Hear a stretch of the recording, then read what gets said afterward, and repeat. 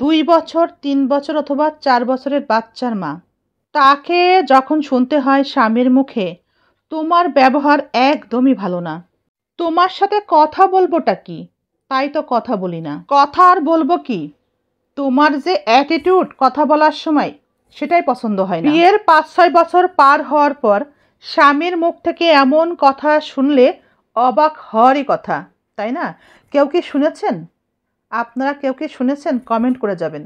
স্বামীর মুখে কিংবা শুনছেন যে তোমার ব্যবহার ভালো না, তোমার মুখের অ্যাটিটিউড ভালো না, তাই তোমার সাথে কথা বলি না, কথা বলতে ইচ্ছাই করে না।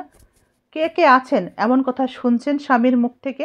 আচ্ছা, বিয়ের শুরুতে তো এমন ব্যবহার ছিল না স্বামীর, তাই না?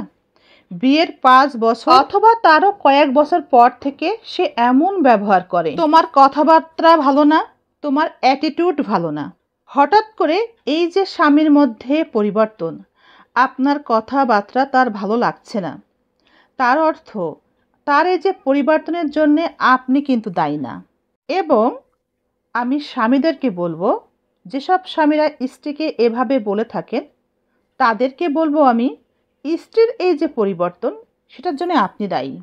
যদি কোনো তৃতীয় ব্যক্তি আপনার এই পরিবর্তনের জন্য দায়ী না হয়ে থাকে, তবে আপনার স্ত্রীর পরিবর্তনের জন্য আপনি দায়ী।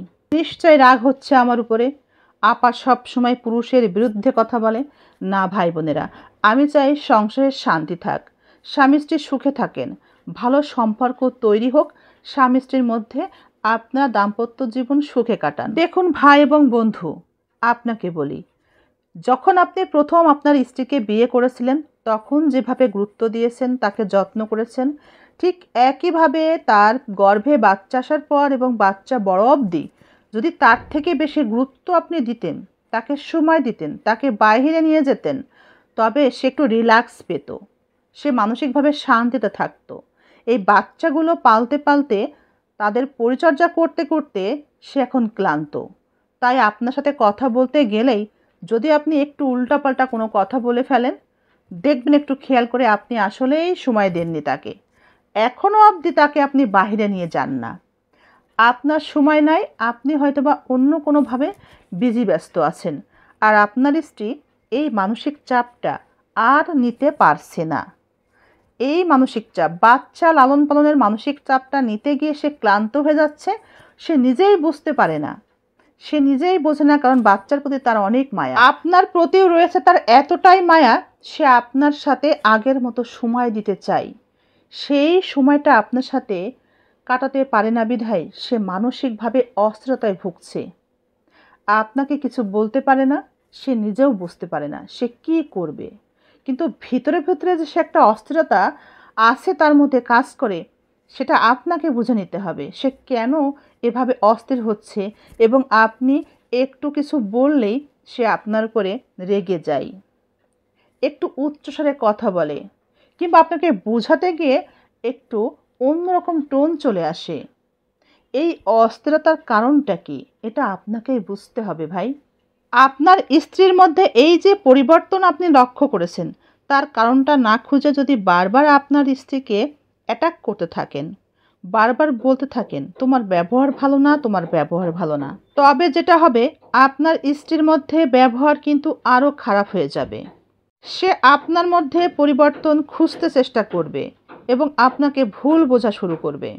আপনার স্ত্রীর মধ্যে আরও বেশি পরিবর্তন আপনি লক্ষ্য করতে পারবেন এবং আপনাকে অবিশ্বাস করতে করতে একটা সময় আপনাদের সম্পর্কের মধ্যে দূরত্ব বেড়ে যাবে।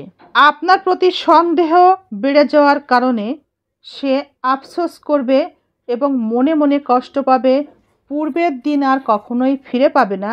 সেই কষ্টে, হতাশায়, মানসিক অশান্তিতে আপনার সাথে আরও বেশি খারাপ আচরণই করতে থাকবে। কিন্তু এই পরিবর্তনটা একটা সময় ঠিকই চলে যায়, এই আবেগ তার কেটে যায় যখন বাচ্চারা একটু বড় হবে। আপনার সাথে এই যে রাগ দেখানো, এটা একটা অন্যরকম অভিমান। এই অভিমানের কারণটা আপনাকে বুঝতে হবে এবং খুঁজতে হবে।